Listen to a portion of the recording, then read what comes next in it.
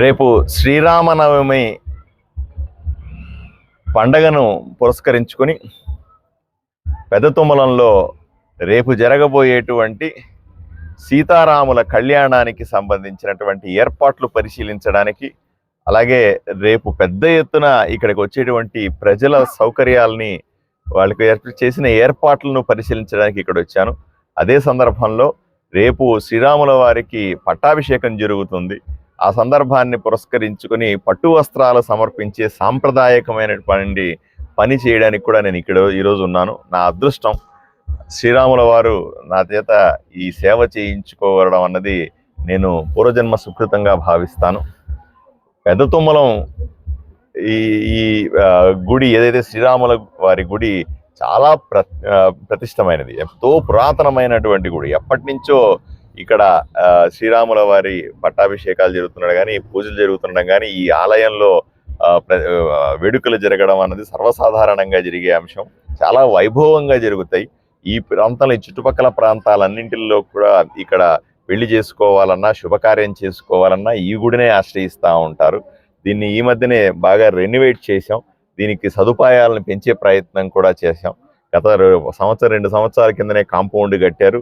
ఇంకా చిన్న చిన్న పనులు కూడా చేయాల్సి ఉంది. వీటిలన్నింటినీ కూడా వీలైనంత తొందరగా పూర్తి చేస్తాం.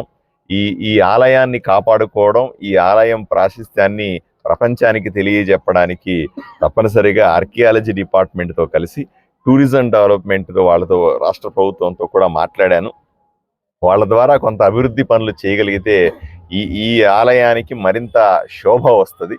ఈ ప్రాంత ప్రజలు ఏదైతే ఆశగా ఎదురు చూస్తున్నారో, ఈ శ్రీరాముల గుడిని పెద్దగా చేయాలని, మరింత వైభవం, అంటే పూర్వ వైభవం ఎప్పుడో బ్రహ్మాండంగా ఉండేది. మీరు చూస్తే ఇక్కడ ఉన్నటువంటి శిలలు కానీ, ఇక్కడ ఉన్నటువంటి రాతి కట్టడం కానీ, ఇక్కడ ఉన్నటువంటి అప్పట్లో జరిగినటువంటి కట్టడాలు చూస్తే మనకు నిజంగా ఆశ్చర్యం కలుగుతుంది.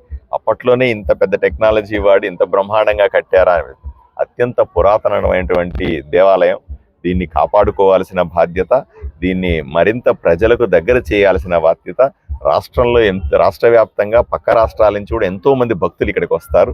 వాళ్ళందరికీ సౌకర్యాలు ఏర్పాటు చేయాల్సిన బాధ్యత ప్రభుత్వం మీద ఉంది. తప్పనిసరిగా దీన్ని అభివృద్ధి చేసే పని మీద కూడా ఉంటాం. రేపు ఏర్పాట్లు మాత్రం బ్రహ్మాండంగా జరుగుతూ ఉన్నాయి.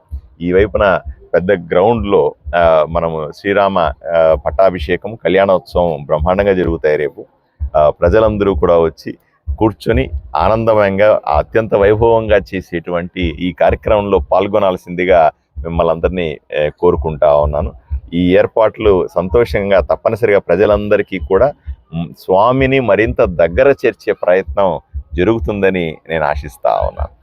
జై శ్రీరామ్, జై శ్రీరామ్, జై శ్రీరామ్, జై శ్రీరామ్.